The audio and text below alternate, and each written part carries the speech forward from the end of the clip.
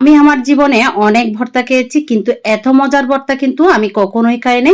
আর এই বাংলা চ্যানেলে মনে হয় আমি প্রথম এই ভর্তাটি তৈরি করে দেখেছি। সবাই শেয়ার করে অন্যদের দেখার সুযোগ করে দিবেন। দেখিনি এই ভর্তা তৈরি করতে আমার কি কি লাগবে। এখানে আমি নিয়ে নিয়েছি কয়েক পিস গরুর মাংস, একদম সলিড মাংস যেগুলো আছে সেগুলাই নিয়েছি। এভাবে একটা ভারী কোনো একটা জিনিস দিয়ে এভাবে তেতলে নিতে হবে।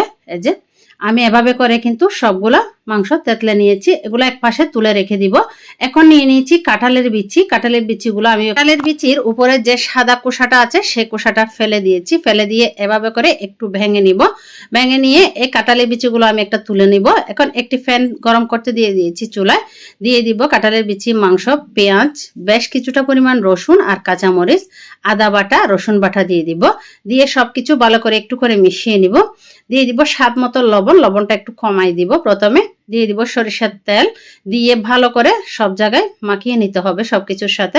এখন দিয়ে দিব হাফ কাপের চেয়ে একটু বেশি হবে পানি, যেহেতু গরুর মাংস আছে, কাঁঠাল বিচি আছে, এগুলো ভালো করে সিদ্ধ হতে হবে।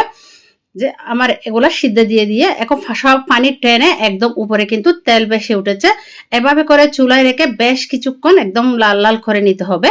যে আমি লাড়াচাড়া করে কিন্তু বেশ কিছুক্ষণ কিন্তু এভাবে করে রেখে দিয়েছি।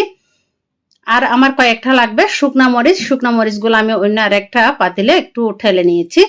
মাংস বলেন, পেঁয়াজ বলেন, রসুন বলেন, কাঁঠাল বিচি বলেন, সবগুলা কিন্তু খুব ভালোভাবে সিদ্ধ হয়ে গেছে। এখন নামিয়ে একটু ঠান্ডা করে নিব। নিয়ে নিয়েছি শিলপাটা। এই ভর্তাটা আপনারা শিলপাটায় করে খেলে এটার স্বাদ যে কি আমি আসলে বলে বোঝাতে পারবো না। এভাবে করে কিন্তু একবার বাসায় তৈরি করে দেখতে পারেন। আজকের এই কাঁঠাল বিচি আর গরুর মাংসের ভর্তাটা যদি আপনাদের ভালো লেগে থাকে, ভিডিওতে একটি লাইক, কমেন্ট, শেয়ার করে অন্যদের দেখার সুযোগ করে দেবেন। কে কোন প্রান্ত থেকে ভিডিওটি দেখছেন অবশ্যই জানাতে ভুলবেন না। নিত্য নতুন রেসিপি পেতে চাইলে আমার পেজটি ফলো দিয়ে সাথে থাকতে পারেন। কথা বলতে বলতে কিন্তু আমার এই সবগুলো উপকরণ বাটা হয়ে গেছে। আমার একদম মিহি করে বেটেছি আমি।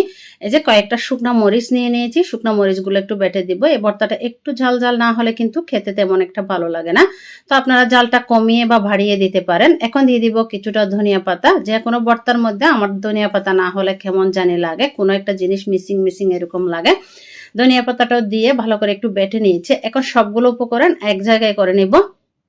এক জায়গায় করে লাল মরিচ আর ধনিয়া পাতার সাথে ভালো করে একটু করে মাখিয়ে নিতে হবে।